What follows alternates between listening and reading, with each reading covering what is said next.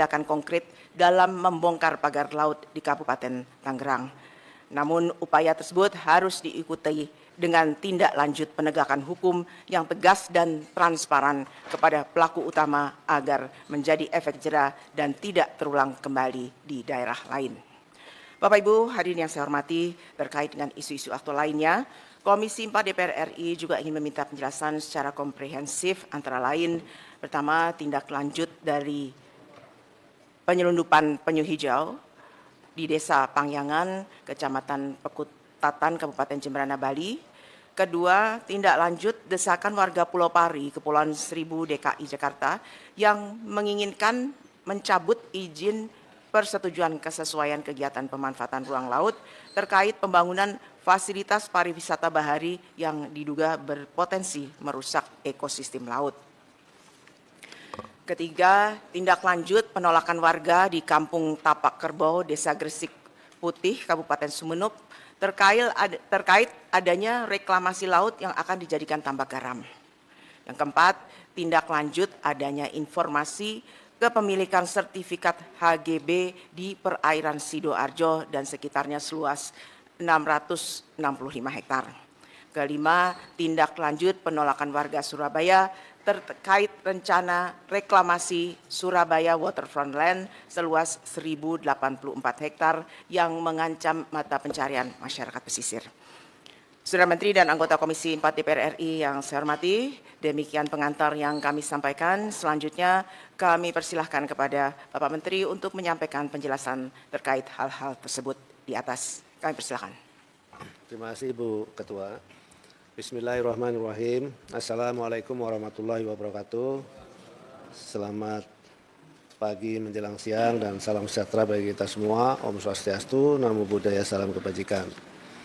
Yang saya hormati Ibu Ketua, para Wakil Ketua dan seluruh anggota DPR RI Komisi 4. Puji syukur kita panjatkan ke Allah Subhanahu wa taala, kehadirat Allah Subhanahu wa taala yang telah mencurahkan rahmat dan hidayahnya sehingga pada hari ini kita diberi kesempatan dan kesehatan untuk melaksanakan rapat kerja antara Kementerian Kelautan Perikanan dengan Komisi 4 DPR RI dengan agenda pemagaran laut dan isu-isu aktual lainnya.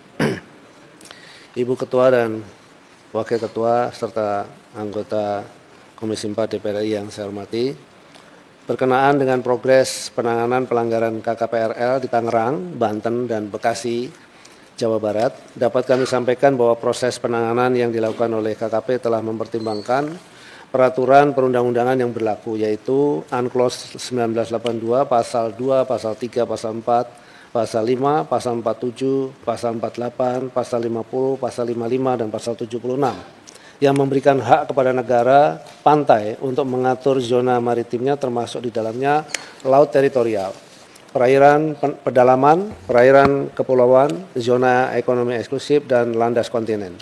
Selanjutnya Indonesia sebagai negara pantai mengatur hak pemanfaatan perairan pesisir untuk usaha kelautan dan perikanan di Indonesia dalam bentuk hak pengusahaan perairan pesisir atau HP3 melalui Undang-Undang Nomor 27 Tahun 2007 tentang pengelolaan wilayah pesisir dan pulau-pulau kecil. Putusan Mahkamah Konstitusi Nomor 3 /PUU/8/2010 yang ditetapkan tanggal 9 Juni 2011 menyatakan bahwa hak pengusahaan perairan pesisir tidak sesuai dengan Undang-Undang Dasar 1945, sehingga paradigma hukum pemanfaatan ruang laut berubah dari rezim hak menjadi rezim perizinan. Pemanfaatan ruang laut ini selanjutnya diatur melalui Undang-Undang Nomor 1 Tahun 2014 tentang perubahan atas Undang-Undang Nomor 27 Tahun 2007 tentang pengelolaan wilayah pesisir dan pulau-pulau kecil. Berdasarkan Pasal 18 dan 19 Undang-Undang Cipta Kerja, pemanfaatan ruang laut secara menetap di wilayah perairan dan wilayah yurisdiksi wajib memiliki kesesuaian kegiatan pemanfaatan ruang laut atau KKPRL.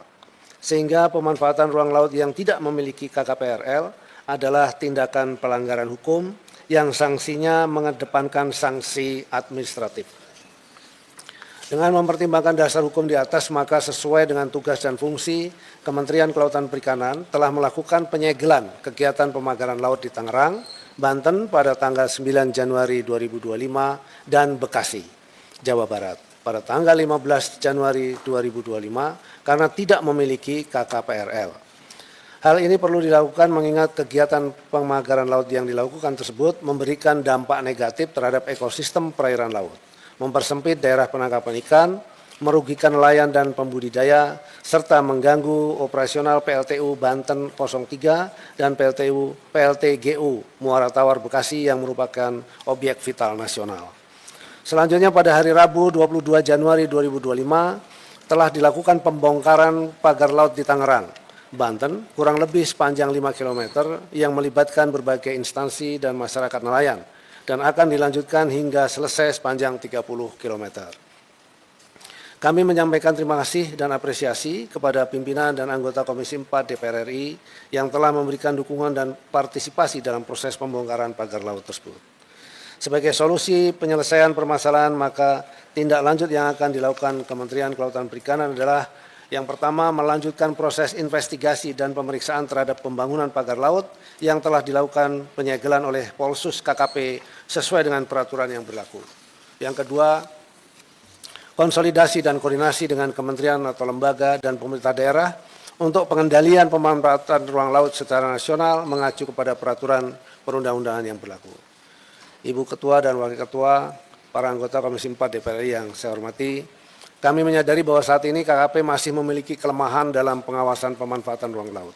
Akibat adanya keterbatasan sarana prasarana dan dukungan operasional yang membutuhkan penguatan anggaran, serta penguatan tugas, fungsi dan tanggung jawab Kementerian Kelautan Perikanan melalui revisi Undang-Undang Kelautan. Demikian yang dapat kami sampaikan pada rapat kerja kali ini. Selanjutnya kami mohon saran, masukan, dan dukungan dari Komisi 4 DPR RI untuk upaya perbaikan pelaksanaan program dan kegiatan pembangunan kelautan dan perikanan. Terima kasih. Wabillahi taufiq wal hidayah. Wassalamualaikum warahmatullahi wabarakatuh. Om Santi Santi Santi Om.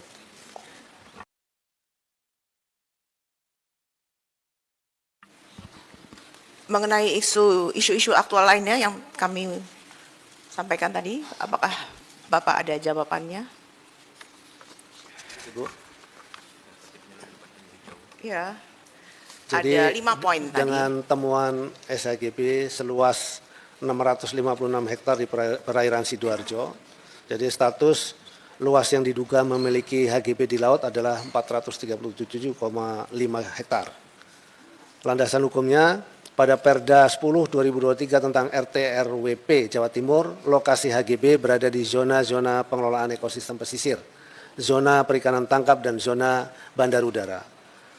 Pada Perpres 66 2022 tentang RTR KSN Gerbang Kertosusila, lokasi HGB berada pada zona RD.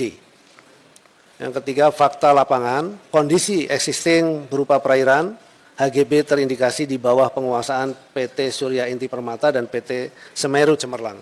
HGB terbit tahun 1996 dan berakhir 2026. Tindakan yang dilakukan oleh KKP telah melakukan identifikasi melalui desk studi, analisis garis pantai dengan mengacu Perda 10 tahun 2023. Rencana tindak lanjut, KKP berkoordinasi dengan Kementerian ATR BPN, dan pemerintah daerah Provinsi Jawa Timur untuk melakukan verifikasi lapangan secara bersama. Yang kedua, pemanfaatan pulau untuk pariwisata, yaitu PT CPS Pulau Pari Provinsi DKI Jakarta. Statusnya PKKPRL PT CPS yang diterbitkan pada tanggal 12 Juli 2024 untuk kegiatan cottage, apung, dan dermaga wisata, luasnya 180 hektar, terindikasi pelanggaran dengan melakukan kegiatan reklamasi tanpa izin. Kegiatan pengerukan menggunakan alat berat yang viral di Pulau Pari dilakukan oleh PT CPS di dalam area KKPRL terbit. Area di sekitar kegiatan pengerukan dengan PEKU berupa ekosistem mangrove dan padang lamun kategori baik.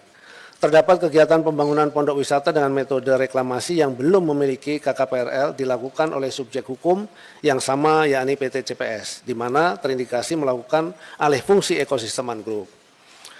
Landasan hukum, indikasi melanggar Undang-Undang Nomor 27 Tahun 2007 tentang pengelolaan wilayah pesisir dan pulau-pulau kecil sebagaimana telah diubah terakhir dengan Undang-Undang Nomor 6 Tahun 2023 tentang penetapan PP pengganti Undang-Undang Nomor 2 Tahun 2022 tentang Cipta Kerja yang menyatakan bahwa seluruh kegiatan pemanfaatan ruang di laut yang dilakukan secara menetap lebih dari 30 hari harus memiliki izin pemanfaatan ruang laut berupa persetujuan kesesuaian kegiatan pemanfaatan ruang laut atau PKKPRL dari Menteri Kelautan dan Perikanan. Tindakan yang dilakukan oleh KKP telah melakukan full bucket DJPKRL KKP, Direktorat Jenderal Kelautan dan Ruang Laut KKP, telah melakukan penilaian KKPRL pada 22 Januari 2025 dan ditemukan indikasi pelanggaran. Indikasi pelanggaran ditindaklanjuti sesuai ketentuan perundang-undangan. Rencana tindak lanjut, KKP mempertimbangkan untuk menjatuhkan sanksi kepada PT CPS atas indikasi pelanggaran yang telah dilakukan. KKP akan melakukan sosialisasi KKPRL sebagai perizinan dasar dalam pemanfaatan ruang laut. KKP bersama dengan Pemda dan masyarakat akan senantiasa melakukan pengawasan terkait pemanfaatan ruang laut, khususnya apabila terdapat indikasi pelanggaran. Yang ketiga, penyeludupan penyu di Jimbaran Bali. Izin minum, Bu.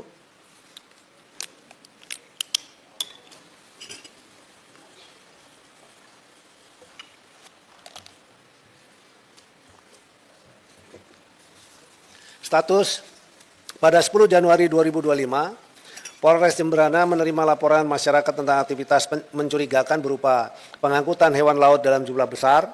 Penyelidikan dimulai di wilayah pantai Pangyangan, Kecamatan Pekutaan, yang diduga menjadi lokasi bongkar muat penyu. Pada 12 Januari 2025, polisi melakukan operasi gabungan di lokasi, ditemukan 29 ekor penyu hijau. 5 diantaranya dalam kondisi mati akibat dehidrasi, 3 tersangka termasuk residivis Sodikin, umur 55 tahun ditangkap di tempat. Penyu-penyu rencananya dijual ke pasar gelap di Denpasar untuk keperluan konsumsi kuliner. Diperkirakan 1 ekor penyu dapat dijual dengan harga hingga 10 juta rupiah. Landasan hukum, para tersangka dijerat dengan Undang-Undang Nomor 5 Tahun 1990 tentang konservasi sumber daya alam hayati dan ekosistemnya, dengan ancaman penjara hingga 15 tahun. Proses hukum masih berlangsung dengan fokus pada residivis sebagai pelaku utama. Tindakan KKP, pelepas liaran sebanyak 19 penyu yang sehat dilepas ke laut di pantai Desa Perancak dengan pendampingan Balai KSDA Bali. Perawatan 5 penyu yang sakit dirawat di fasilitas konservasi terdekat. Lalu kemudian edukasi, yaitu pendekatan kepada masyarakat pesisir mengenai perlindungan penyu hijau. Rencana tindak lanjut, Kementerian Kelautan dan Perikanan akan melakukan patroli rutin di wilayah pesisir Jemberana. KKP terus melakukan sinergi dan kolaborasi dengan polisi, BKSDA, dan komunitas lokal untuk memantau aktivitas mencurigakan. KKP telah melakukan kampanye kesadaran tentang pentingnya konservasi penyu. Demikian Ibu Pimpinan dan Wakil Pimpinan serta seluruh anggota Komisi 4 DPR RI yang kami hormati. Terima kasih. Baik, terima kasih atas penjelasan yang telah disampaikan. Selanjutnya kami persilakan kepada anggota Komisi 4 DPR RI untuk menyampaikan pertanyaan atau tanggapannya, dan sesuai kesepakatan mohon agar juru bicara fraksi-fraksinya yang mengajukan pertanyaan-pertanyaan. Untuk pertanyaan pertama saya berikan kepada Bapak Sony Dana Paramita dari fraksi PDI Perjuangan. Baik, terima kasih. Bismillahirrahmanirrahim. Assalamualaikum warahmatullahi wabarakatuh. Salam damai sejahtera untuk kita semua. Om Swastiastu, Namo Buddhaya, Rahayu, salam kebajikan. Yang terhormat pimpinan beserta segenap anggota Komisi 4 DPR RI yang saya hormati, Pak Menteri beserta segenap jajaran. Semoga dalam keadaan sehat walafiat, karena capek dengan pagar laut. Sebelum saya melanjutkan, pertama saya agak protes dengan paparan ini. Jadi di slide halaman 7, halaman 8, itu yang judulnya pembongkaran pagar laut di Tangerang, Banten. Kebetulan kami kemarin ke sana, ada Bu Ketua dan sebagainya. Tolong kalau menarasikannya yang pas, karena bagi saya ini tidak tepat. Jadi sedikit cerita saja, kemarin sebetulnya itu agak kasak kusuk, ini bentuk penghormatan kemarin, terima kasih Bu Ketua. Tapi teman-teman anggota yang kesana kemarin sebetulnya pimpinan dan Kapoksi, rencananya adalah kita kunjungan spesifik terkait dengan pagar laut. Tapi kemudian kalau arahnya dibawa kayak framing gitu, bongkar, sepertinya kok tidak. Tangan saya sekalipun saya nggak megang batang bambu itu untuk kita tarik.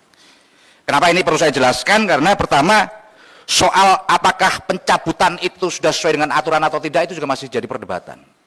Meskipun sekali lagi secara pribadi saya setuju, yang paling utama adalah menyelamatkan kesejahteraan nelayan. Kalau itu sudah clear, kita nggak ada masalah, kita mendukung. Sebagaimana statementnya Bu Ketua bahwa kemarin kita ingin ini segera diselesaikan dan dicabut. Tapi tolong konteksnya juga agak tepat, agar kami juga di sini juga tidak nanti juga jadi perdebatan. Saya banyak belajar dengan seorang tokoh yang sekarang lagi viral, namanya Nelayan Khalid. Banyak pernyataan-pernyataan yang kadang justru membuat kita terpecah belah dan sebagainya.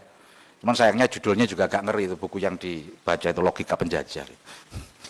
Yang kedua, saya berharap dalam rapat kerja kali ini Kementerian KKP juga menunjukkan jati dirinya sebagai bapaknya nelayan Indonesia.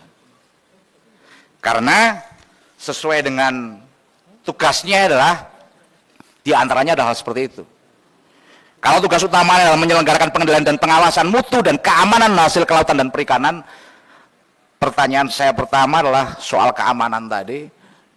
Bagaimana kita bisa teledor jarak sampai 30 km dan hari ini kita temukan tidak hanya di satu titik saja ternyata. Di Tangerang begitu viral karena itu di depan mata kita, dekat dengan Jakarta. Tapi ternyata kemudian di Pari, kemudian kemarin saya terima di Sidoarjo dan sebagainya, akan banyak bermunculan soal itu. Jadi sekali lagi saya berharap, saya tidak akan banyak soal pagar laut itu, saya yakin teman-teman komisi yang POX yang lain akan bisa menyampaikan, tapi tolong tunjukkan sebagai seorang bapak nelayan.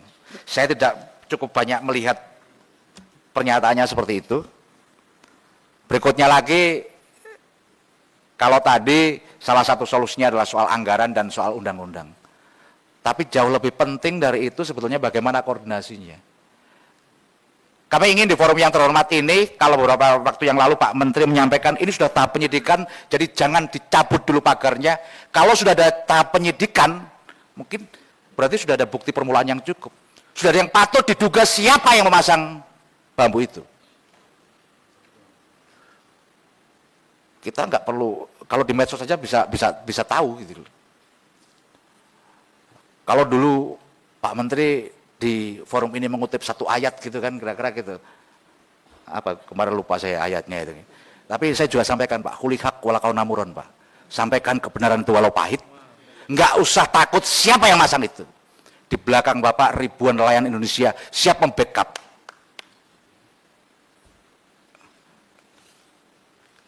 Di masa kayak gini keberanian adalah kemewahan Pak. Jadi kalau kita masih tarik ulur, saya nggak tahu, perlu ada argumentasi. Masa tiba-tiba yang nyabut belum apa angkatan laut, Bapak pernyataan berikutnya salah kayak gitu kan, kita ngeri Pak. Masyarakat lihat ini gimana instrumen negara dua-duanya bisa berbeda. Ribuan bambu kayak gitu di sebelah situ mungkin ada Pol Airut, masa sih nggak tahu kalau ditanya. Saya pengen tahu apakah pernah ada forum yang untuk mempertanyakan itu. Sekarang bahkan kalau di media kita bisa lihat yang namanya penerima SGHB itu direksinya SGHB, direksinya kemudian komisarnya siapa saja, kita tinggal buka handphone bisa. Tapi saya yakinlah dengan senyum-senyum habis ini minum kita akan sebutkan siapa sih dalang di balik ini, kira-kira begitulah. Jadi kami yang kami harapkan sebetulnya itu nanti secara garis besarnya, kemudian soal alih fungsi lahan yang terkait dengan itu semua. Dan terakhir, saya sudah dilihat sama Bu Ketua karena ini panjang nanti, jadi sebentar saja Bu.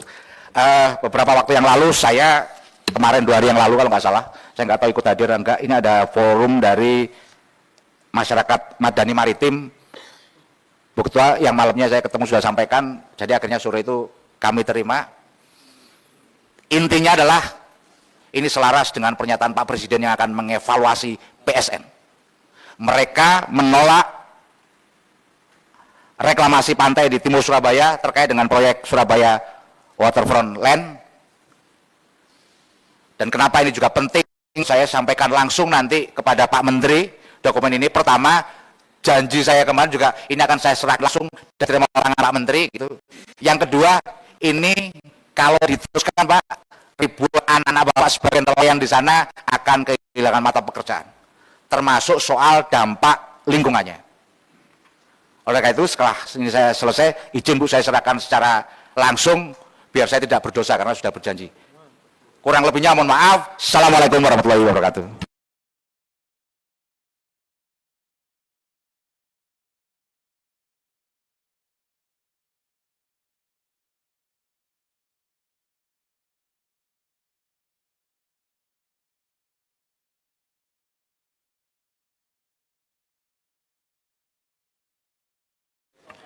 Baik, selanjutnya Bapak Adrianus Asia Sidot dari Partai Golkar.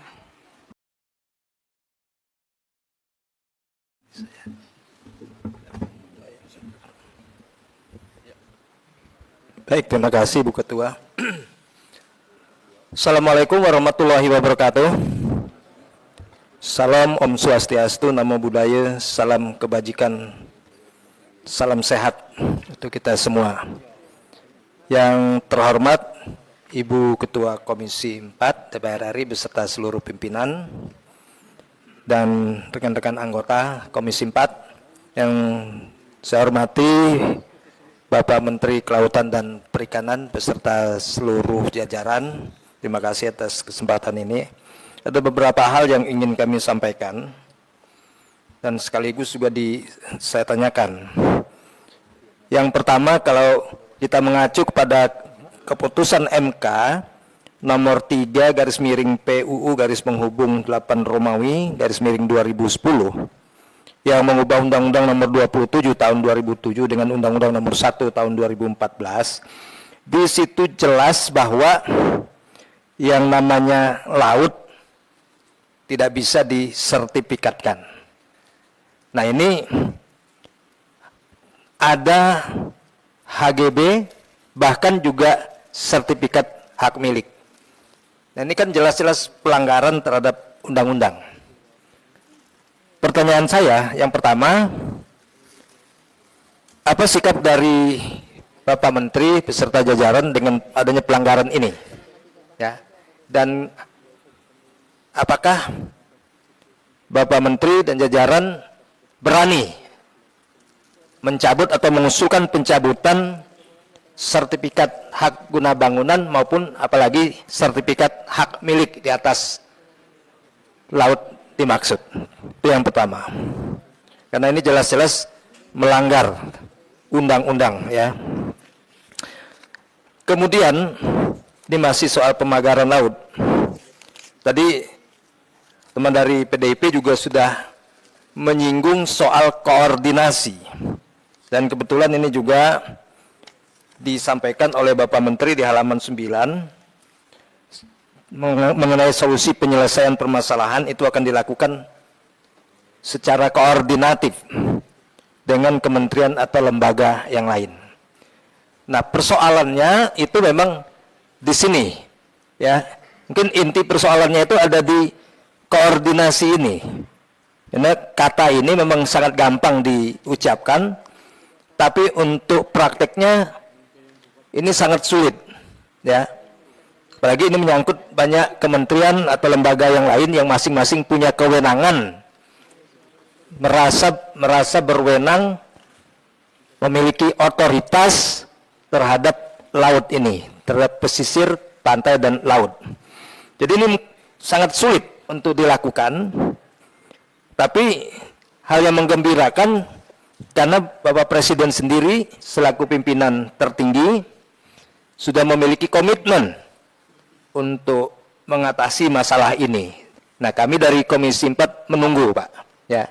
Langkah-langkah koordinasi apa yang akan Bapak lakukan, dengan siapa, dan kapan, dan hasilnya tentu kami tunggu juga, Pak. Jadi tidak hanya Bapak sampaikan di sini, kalau konsolidasi mungkin gampang, tapi yang paling susah itu adalah koordinasi, karena memang ini menyangkut pada lembaga lain, kementerian lain yang masing-masing punya kewenangan sendiri terhadap laut ini. Nah, kemarin sudah dilakukan pencabutan, ya. Dari 30 km pagar yang ada baru berhasil dicabut sampai kemarin paling tidak data yang Bapak sampaikan ini sepanjang 5 km. Ya.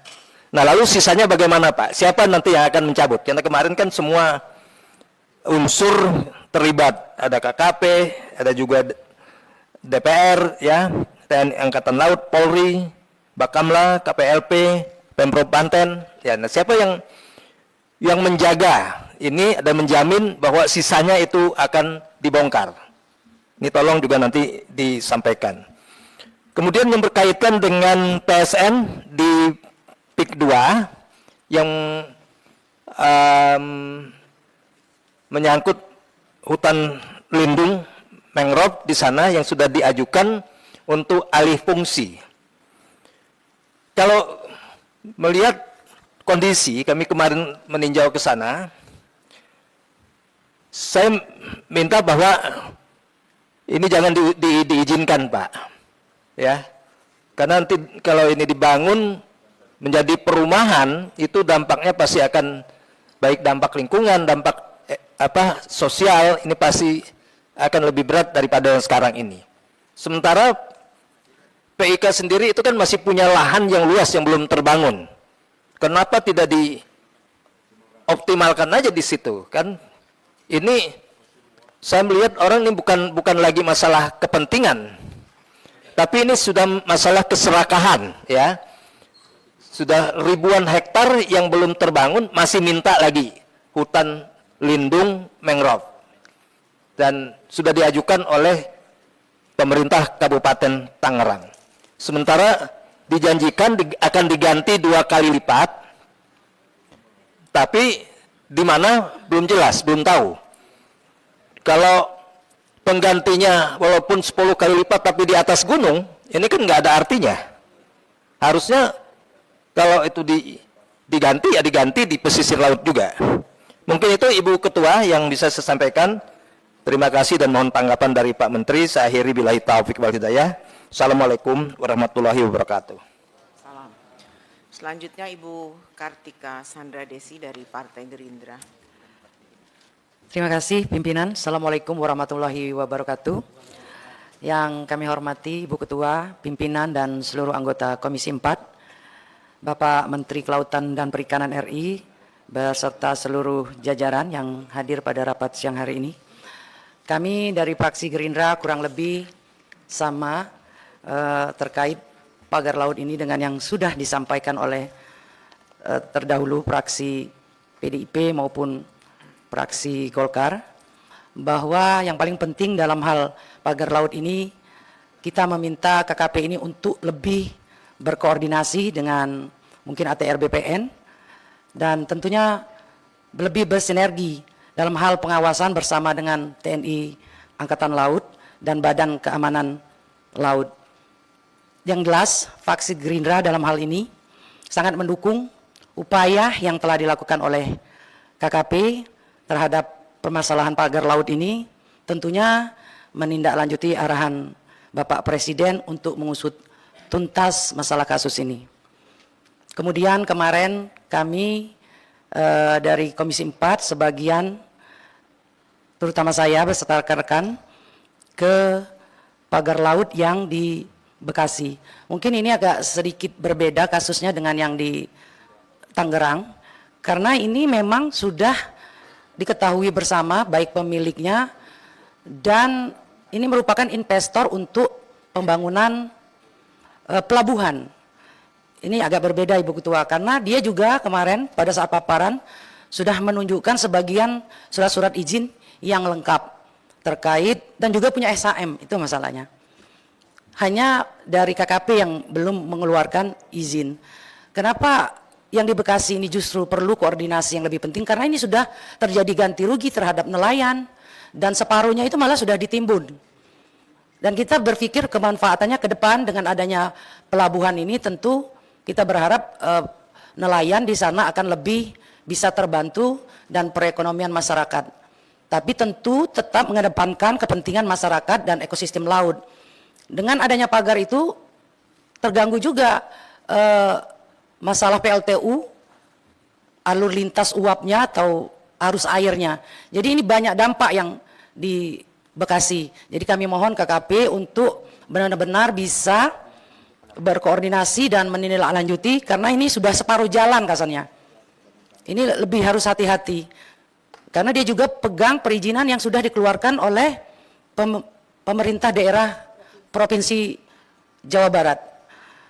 Dan terakhir tentu kami berharap KKP ke depan untuk lebih melakukan evaluasi menyeluruh terhadap sistem pengawasan ruang laut dari tingkat daerah sampai pusat.